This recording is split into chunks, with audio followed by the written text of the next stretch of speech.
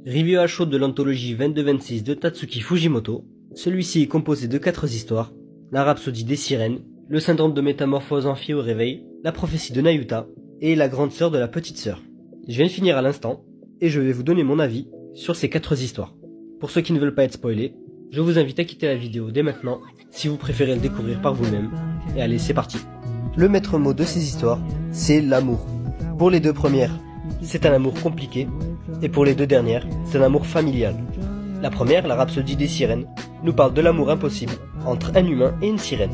Les 2 peuples ne vivent pas ensemble, et donc éprouver l'amour pour l'autre, c'est mauvais. Tout de même, ce qui les relie, c'est la passion. Ici, la passion de la musique, le piano. Et très franchement, c'est une bonne morale. Combattre les préjugés, car avant d'être humain ou sirène, nous sommes avant tout des êtres vivants, passionnés, et c'est ce qui fait que nous vivons ensemble. Mais en soi, l'histoire est assez courte, mais pas si intéressante que ça. On continue avec le syndrome de la métamorphose en fille au réveil. Ici, c'est l'amour instantané qui nous est montré. Le héros, en étant devenu une femme, doute de ses sentiments, car après avoir vu le frère de sa copine, il semble ressentir quelque chose. Et sa copine, pour lui montrer son amour, le force à lui montrer son amour. Donc voilà, en gros c'est ça. Ce que j'ai beaucoup aimé avec cette histoire, c'est vraiment les réactions extrêmes des personnages. Le héros, juste après avoir vu le frère de sa copine, en tant que sauveur, il a ressenti quelque chose de fort. La copine, pour prouver son amour aussi, va dans l'extrême et le force à se déshabiller dans l'instant. Donc voilà, même les personnages sont cool. Et puis même la morale de ne pas se laisser abattre, malgré les temps difficiles dans un couple, est plutôt bien faite, même si le fait qu'il ait ressenti quelque chose pour le frère de sa copine, voilà quoi. On continue avec la prophétie de Nayuta.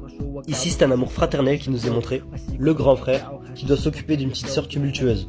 J'ai trouvé l'histoire très intéressante, parce que nous montrer à quel point ça peut être difficile de véritablement comprendre sa famille, c'est quelque chose de très commun.